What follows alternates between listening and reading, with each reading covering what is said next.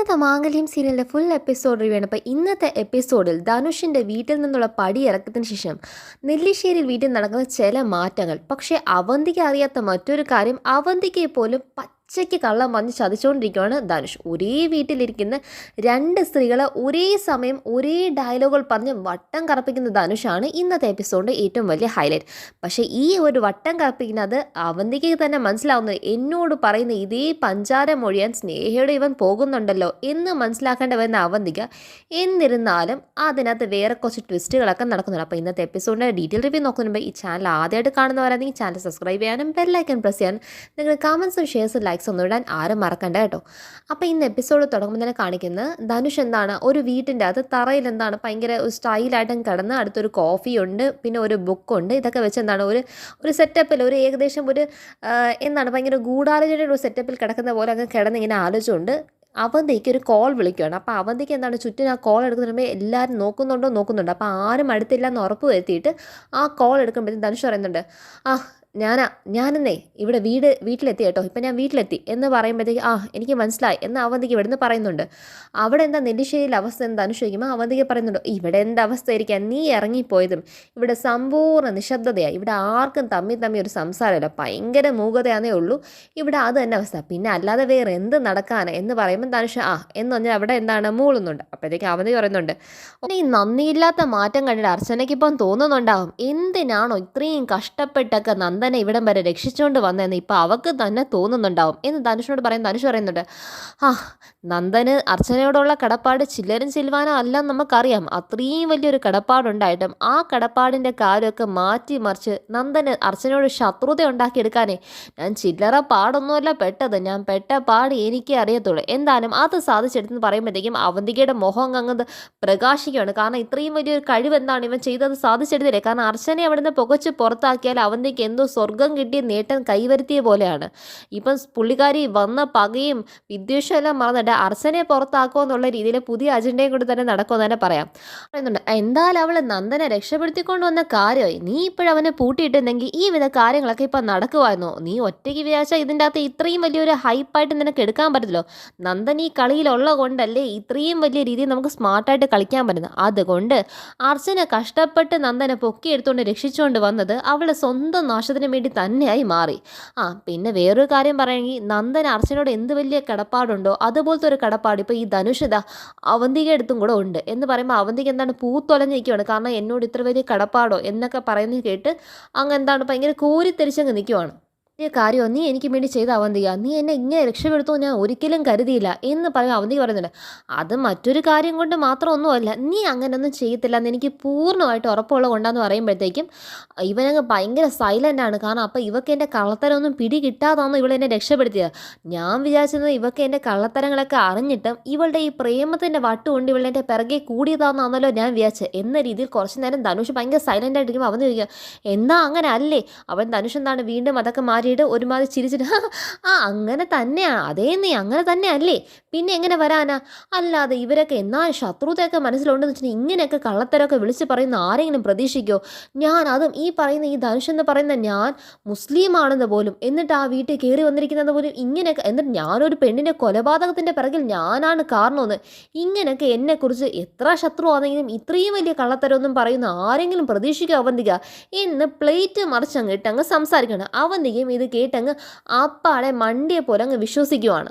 നമ്മുടെ അവന്തിക്ക് വേറൊരു ഡൗട്ട് അങ്ങ് മനസ്സിൽ വന്നിട്ട് അവന്തിക്ക് പെട്ടെന്ന് ചോദിക്കുവാണ്, ഞാൻ വേറൊന്നും കൊണ്ട് ചോദിക്കുമല്ല, നീ നന്ദൻ അർച്ചനയോടുള്ള കടപ്പാടെന്ന് പറഞ്ഞുകൊണ്ട് മാത്രം ചോദിക്കുവാണ്, അല്ല നന്ദൻ അർച്ചനയോട് ഈ കന്നന്തിരിവ് കാണിച്ച പോലെ നാളെ ഭാവി നീയും എൻ്റെ ശത്രുവായി മാറുമോ എന്ന് ചോദിക്കുമ്പോൾ നമ്മുടെ ധനുഷ് പറയുന്നത്, ഒരിക്കലും ഇല്ലടോ, അങ്ങനെ ഒരു കാലത്തും സംഭവിക്കത്തില്ല, കാരണം എനിക്ക് നിന്നോടുള്ള കടപ്പാടിൻ്റെ ഒക്കെ അപ്പുറത്തോട്ടേക്ക് നിന്നോടുള്ള സ്നേഹമല്ലേ, നിന്നോട് എനിക്ക് ഭയങ്കര സ്നേഹം, ഞാൻ നിന്നോട് എനിക്ക് ഇപ്പോഴാണ് യഥാർത്ഥത്തിൽ ഭയങ്കര സ്നേഹം, കാരണം ഇത്ര മാത്രം നീ സ്നേഹിക്കുന്നുള്ള കാര്യം അറിഞ്ഞത്, കാരണം എല്ലാവരും കൈവിടുന്ന നിമിഷത്തിനതും നീ എന്നെ രക്ഷപ്പെടുത്താൻ വേണ്ടി വന്നില്ലേ, എനിക്ക് വേണ്ടി നീ ഇത്രയും സഹായം ചെയ്തില്ലേ, അപ്പം പിന്നെ അങ്ങനെ ഒരു വ്യക്തിയെ എനിക്ക് ജീവിതത്തിൽ നിന്ന് പറിച്ചു കളയാൻ പറ്റുമോ, നീ എൻ്റെ ജീവിതത്തിൽ ഏറ്റവും പ്രധാന വിലപ്പെട്ടതല്ലേ എന്നൊക്കെ പറയുമ്പോഴത്തേക്ക് അങ്ങ് എന്താണ് കോരിത്തെരിച്ച് അങ്ങ് കാമുകി അങ്ങ് പൂത്തൊലഞ്ഞങ്ങ് നിൽക്കുവാണ്.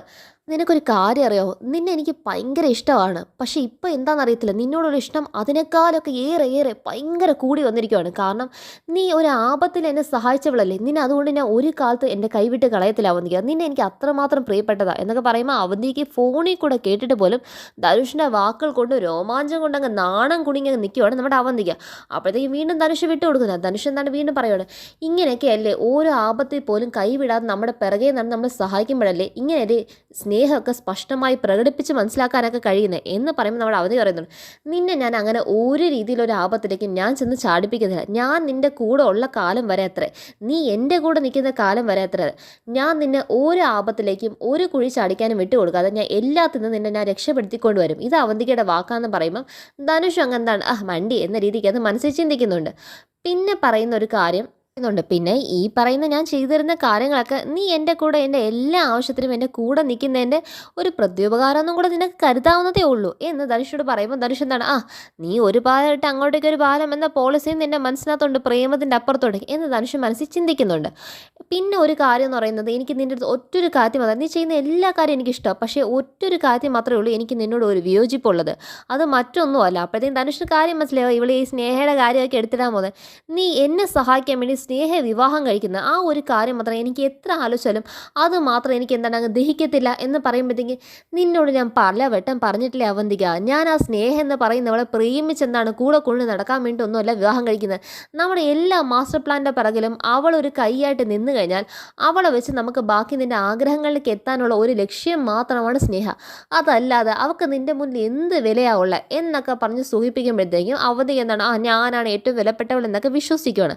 അപ്പോഴത്തേക്ക് അവന്തിക പറയുന്നുണ്ട്, നമ്മൾ രണ്ടുപേരും ഒത്തിരി സംസാരിച്ചിട്ട് എത്ര നാളായി, നമുക്ക് പരസ്പരം ഇച്ചിരി നേരം സമയം സ്പെൻഡ് ചെയ്തിട്ട് തന്നെ എത്ര നാളായി എന്നൊക്കെ പറയുമ്പോഴത്തേക്കും നിനക്ക് എൻ്റെ അടുത്ത് എപ്പം വേണമെങ്കിൽ സമയം സ്പെൻഡ് ചെയ്യാൻ ചോദിച്ചു കഴിഞ്ഞാൽ ഞാൻ നിനക്ക് തരാത്ത സമയമാണോ എന്നൊക്കെ അവന്തികയോട് പറയുമ്പോൾ നമുക്ക് ഇന്ന് മുഴുവൻ സംസാരിച്ചിരിക്കാം. അപ്പോഴത്തേക്കും പറയും, എന്നെ ഇത്രയും വലിയൊരു കാര്യത്തിൽ സഹായിച്ച നിൻ്റെ കൂടെ ഒരു ദിവസത്തെ മൊത്തം സമയം നിനക്ക് തന്നില്ലെങ്കിൽ പിന്നെ ഞാൻ നിന്നെ സ്നേഹിക്കുന്നൊക്കെ പറഞ്ഞിട്ട് വല്ല കാര്യമുണ്ട് അവന്തിക എന്ന് പറയുമ്പോൾ അവന്തിക എന്താണ് ഒരു പുതിയ കാമുകി എങ്ങനെ ഒരു കാമുകൻ്റെ വാക്ക് കേട്ട് രസിച്ചിരിക്കോ അതുപോലെ രസിച്ച് നിൽക്കുമ്പോഴത്തേക്കും പിന്നെ ഒരു കാര്യം ഞാൻ പറഞ്ഞേക്കാം അവന്തിക, ഈ നമ്മൾ രണ്ടുപേരും തമ്മിലുള്ള ലോകത്തിൽ നമ്മളെക്കുറിച്ച് സംസാരിക്കുന്ന ഇടയ്ക്കകത്ത് ആ സ്നേഹം എന്ന് പറഞ്ഞവളുടെ പേരോ കാര്യങ്ങളൊന്നും വലിച്ചില്ല. മൂന്നാമത് ഒരാളെക്കുറിച്ച് നീ സംസാരിക്കാൻ പാടില്ല. ഞാൻ സംസാരിക്കുന്നത് ഞാൻ നമ്മൾ രണ്ടുപേരെ കുറിച്ച് മാത്രമേ സംസാരിക്കുന്നുള്ളൂ അവന്തിക കൂടെ പറഞ്ഞിട്ട്. അപ്പോൾ ഇന്ന് ദിവസം മൊത്തം നിനക്ക് തന്നെ നീ സംസാരിച്ചു, നിനക്ക് എന്തൊക്കെ മനസ്സിൽ പറയാനുണ്ടോ പറയാനുള്ളതും ഇനി പറയാൻ ആഗ്രഹിക്കുന്നതുമായ എല്ലാ കാര്യം പറ, ഇന്ന് മൊത്തം നീ പറയുന്ന കേൾക്കാൻ തന്നെയാണ് ഞാൻ ഇരിക്കുന്നത് എന്ന് പറഞ്ഞ് തീർന്നില്ല. അപ്പോൾ അവന്തിക സംസാരിച്ച് തുടങ്ങുമ്പോഴത്തേക്കും പെട്ടെന്ന് ഇവൻ നോക്കുമ്പോൾ ഫോണിൽ വേറൊരു കോള് കയറി വരുവാണ്. അപ്പോഴത്തേക്ക് എന്താണ് നോക്കുമ്പോഴത്തേക്ക് ആ കോള് എടുത്തേ പറ്റത്തുള്ളൂ. അപ്പോഴത്തേക്ക് അവന്തികയോട് പറയുന്നുണ്ട്, അവന്തി നിന്നെ ഇപ്പം തിരിച്ചു വിളിക്കാൻ കേട്ടോ, എനിക്ക് അർജൻറ്റായിട്ട് ഒരു കോൾ വരുമെന്ന് പറയുമ്പോൾ അത് ധനുഷ് എന്ന് പറയുമ്പോഴത്തേക്കും ധനുഷ് അങ്ങ് ഫോൺ കട്ട് ചെയ്യുവാണ്. ധനുഷ് എടുക്കുന്നത് മറ്റാരുടെ കോളാണെന്നറിയോ? ധനുഷ് ഈ പറഞ്ഞ സ്നേഹയുടെ കോളാണ് എടുക്കുന്നത്. പ്രാധാന്യം കൊടുത്ത് സ്നേഹയുടെ കോളങ്ങ് എടുത്തിട്ട് സ്നേഹമായിട്ട് സംസാരിക്കുക. അവന്തികയോട് പറഞ്ഞ വാക്കുകൾ ഡിറ്റോ, അതിനകത്ത് ഒരു മാറ്റം വരുത്താത്ത രീതിക്ക് അത് അവന്തിയോട് സംസാരിച്ച അതേ ടോണിൽ അതേ പ്രേമം നടിച്ച് അതേപോലെ സ്നേഹയും കൂടെ പഞ്ചാരവാക്കി ഒലിപ്പിച്ച് വീഴ്ത്തുവാണ്.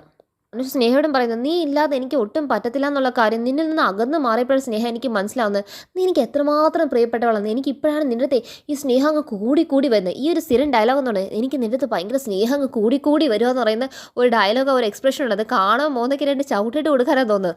അങ്ങനെ എന്താണ് സ്നേഹം അത് കേട്ട് സ്നേഹം എന്താണ് വിട്ടു കൊടുക്കാതെ പറയുകയാണ്, എനിക്ക് ധനുഷിനെ കാണാതിരിക്കാൻ ഒട്ടും പറ്റില്ല. എന്നെ ഏട്ടത്തിമാരൊക്കെ ഇങ്ങനെ പറഞ്ഞ് കേട്ടപ്പോഴത്തേക്കും ധനുഷ് എന്തിനായി വീട്ടിൽ നിന്ന് ഇറങ്ങി പോകാനൊക്കെ പോയത്, അത് എനിക്ക് എന്തുമാത്രം സങ്കടം തരുമെന്ന് അറിയോ? ധനുഷ് എന്തിനാ എന്നോട് ഇങ്ങനെ കാണിച്ചത്?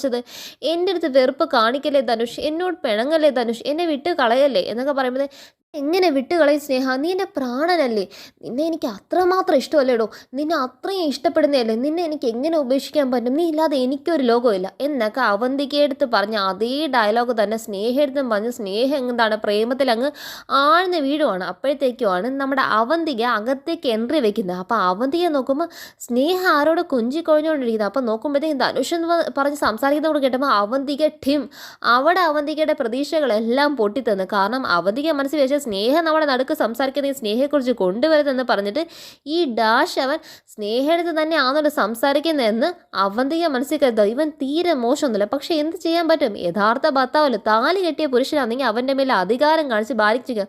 ഇവിടെ അത് പറ്റത്തില്ലോ, കാരണം യഥാർത്ഥ ഭർത്താവല്ലല്ലോ. അതുകൊണ്ട് അവന്തിക്ക് ഒരു തഞ്ചത്തെ മാത്രമേ ധനുഷോട് സംസാരിച്ച് നിൽക്കാനും ഈ കാര്യത്തെക്കുറിച്ച് ചോദ്യം ചെയ്യാൻ പോലും പറ്റത്തുള്ളൂ.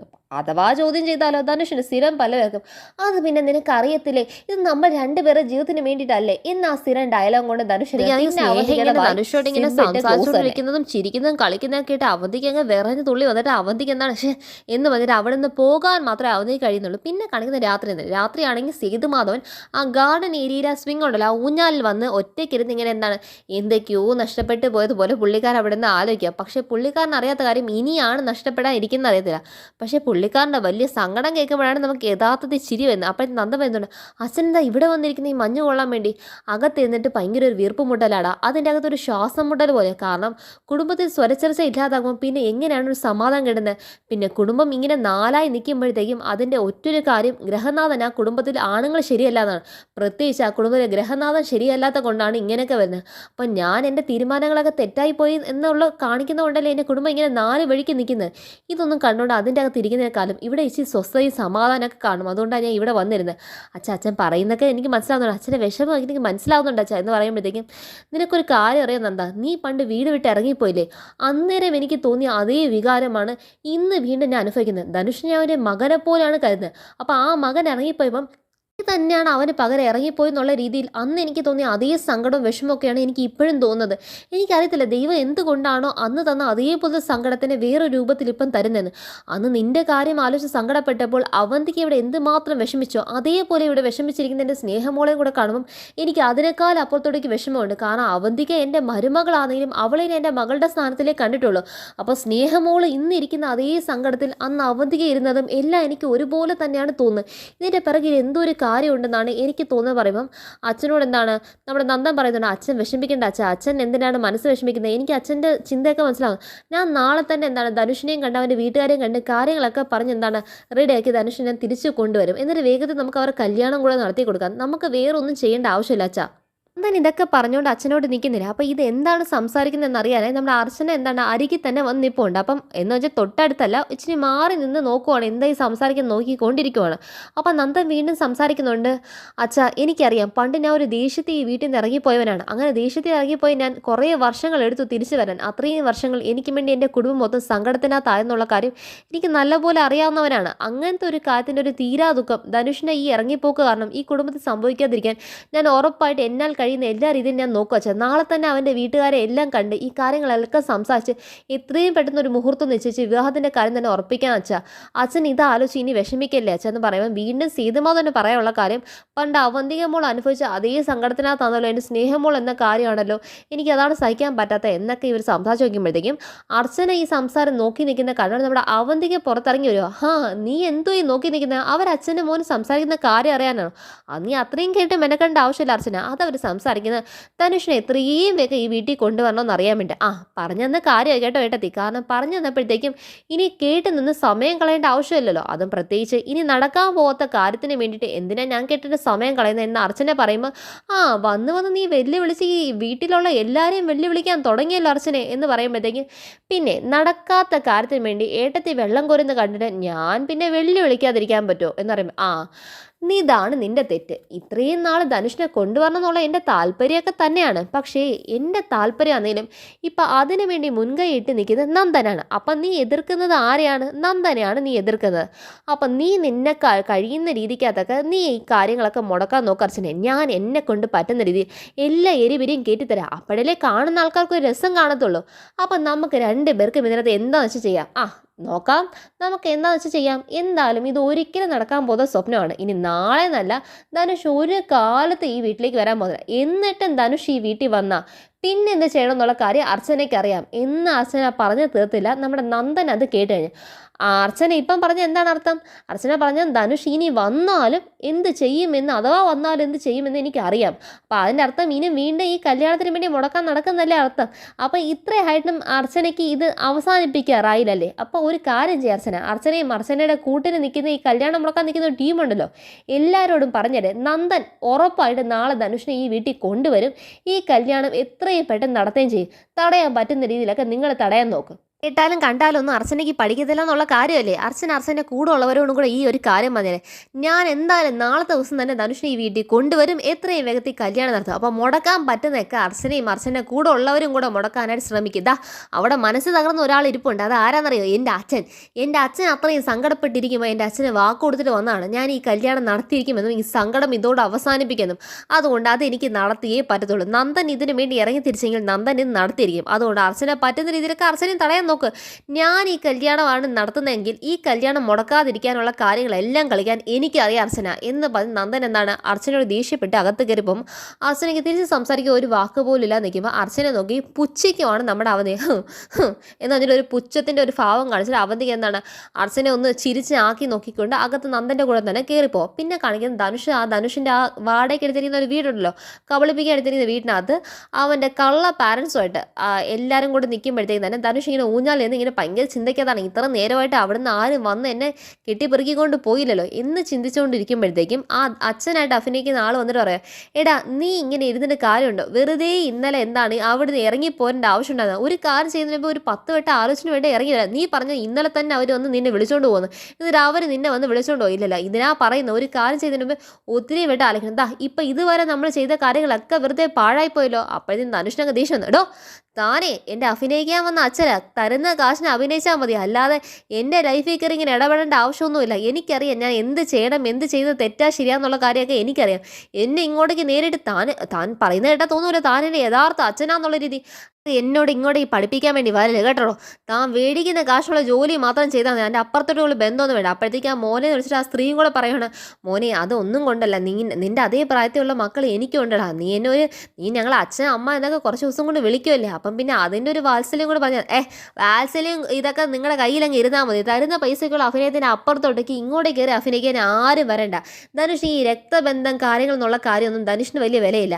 ഏറ്റവും വലുത് പണമാണ്. പണം കൊണ്ട് ഏത് ബന്ധത്തിനെ ഏത് സഹോദര ബന്ധോ എന്ത് വേണേലും കാശ് മേടിക്കാവുന്നേ ഉള്ളുന്ന കാര്യം ധനുഷിന് അറിയാവുന്നത്. അതുകൊണ്ട് തരുന്ന പൈസയ്ക്കുള്ള അഭിനയം തീർത്താൽ മാത്രം മതി. അതിൻ്റെ അപ്പുറത്തോട്ടേക്ക് ഒരു കാര്യം പറയാൻ വന്നാൽ എൻ്റെ സ്വഭാവം അങ്ങ് മാറും എന്ന് പറഞ്ഞ് തീർത്തിട്ട് ധനുഷ് പറയുന്നതാ, ഇപ്പം കുറച്ച് കഴിയുമ്പോൾ എന്നെ വിളിക്കാനുള്ള വണ്ടി വന്ന് ഞാൻ പോകാനുള്ള കാര്യം നടത്തിയെടുക്കും എന്ന് പറയുമ്പോഴത്തേക്കും കറക്റ്റ് ആ സമയത്ത് തന്നെ നന്ദൻ്റെ വണ്ടി അങ്ങ് വരുവാണ്. അപ്പം നന്ദൻ അവധിയും കൂട്ടിയിട്ടാണ് വരുന്നത്. അപ്പോഴത്തേക്കും സംസാരിക്കുമ്പോഴത്തേക്കും ഇവർ പാരൻസ് പറയുന്നുണ്ട്, ആ സാറാണ് വരണം ഇരിക്കണം എന്നൊക്കെ പറഞ്ഞ് അവിടെ എന്താണ് സെറ്റിക്കകത്ത് ഇരുത്തിയിട്ട് പറയുന്നുണ്ട്. ഇവൻ ഇന്നലെ തൊട്ട് പെട്ടെന്ന് വന്നപ്പം തൊട്ട് റൂം അടച്ചിട്ട് ഒരു ഭക്ഷണം പോലും കഴിയുന്നത് ഭയങ്കര സങ്കടം. ചോദിച്ചിട്ടാണെങ്കിലും ഒരു കാര്യം പറയുന്നില്ല. അവൻ അവിടെ എന്തെങ്കിലും കുഴപ്പം ഒപ്പിച്ചിട്ടാണെന്ന് സാറേ വന്നത് എന്ന് പറയുമ്പോഴത്തേക്കും ധനുഷ് ഒരു കുഴപ്പം ഒപ്പിച്ചിട്ടില്ല എന്നൊക്കെ പറയുമ്പം നന്ദന് മനസ്സിലായി ധനുഷ് ഇവിടെ വീട്ടിൽ എല്ലാ കാര്യവും തുറന്ന് പറഞ്ഞിട്ടില്ല എന്നുള്ള കാര്യമൊക്കെ നന്ദന് മനസ്സിലായി. അപ്പം നന്ദൻ എന്താണ്, ധനുഷ് നമുക്ക് ഇച്ചിരി മാറി നിന്ന് സംസാരിക്കാമോ, ഒറ്റയ്ക്കൊന്ന് സംസാരിക്കാന്ന് പറഞ്ഞ് ധനുഷിനെ വിളിച്ച് മാറ്റി നിർത്തിയിട്ട് ധനുഷ് അങ്ങ് ഉപദേശിക്കുവാണ്, അത് സംഭവിച്ച കാര്യത്തിനൊക്കെ എന്നോട് ക്ഷമിക്കണം, എനിക്ക് ഒരു പരിധിക്ക് കാര്യങ്ങൾ ചെയ്യാൻ പറ്റില്ല, കാരണം കുടുംബമല്ലേ, കുടുംബം തകരാതെ വേണ്ട എല്ലാ കാര്യം ചെയ്യാൻ എന്നൊക്കെ പറയുമ്പോഴത്തേക്കും ധനുഷ് പറയും, സാർ ഞാൻ എത്രയും നന്നിട്ടാണ് സാർ സഫർ ചെയ്യുന്നത് എന്നൊക്കെ ധനുഷ് അവിടെ അഭിനയിക്കുവാണ്. പിന്നെ വന്ന അവന്തികയുടെ വക കുറച്ച് ഉപദേശം, ഒന്നും അല്ലെങ്കിൽ ധനുഷ് എന്താണ് വരണം, തിരിച്ച് വരണം, അച്ഛൻ്റെ സങ്കടമൊക്കെ ധനുഷ് വിട്ടേരെ, സ്നേഹയുടെ സങ്കടം ആലോചിച്ചു, സ്നേഹയെക്കുറിച്ച് ഇങ്ങനെ ആലോചിച്ച് ധനുഷ് തിരിച്ചു വരണം എന്നൊക്കെ പറഞ്ഞ് ധനുഷിനെ തിരിച്ച് വിളിക്കാൻ വേണ്ടി വന്നിരിക്കുന്ന ആ ഒരു ബ്രെയിൻ വാഷിംഗ് എപ്പിസോഡ്സാണ് പിന്നെ നടക്കുന്നത്. അപ്പോൾ ഇത് കാണിച്ചാണ് ഇന്നത്തെ അവസാനം. അപ്പോൾ ഇതാണ് ഇന്നത്തെ മാഗസിൻ്റെ ഫുൾ എപ്പിസോഡ് റിവ്യൂ. അപ്പോൾ എല്ലാവരും കാണുമോ, ഷെയർ ചെയ്യുമോ, ലൈക്ക് ചെയ്യുമോ, സബ്സ്ക്രൈബ് ചെയ്യാനും ബെല്ലൈക്കൺ പ്രസ് ചെയ്യാനൊന്നും ആരും മറക്കണം. എന്തെങ്കിലും കമൻസ് ഒക്കെ ഉണ്ടെങ്കിൽ ബൈ.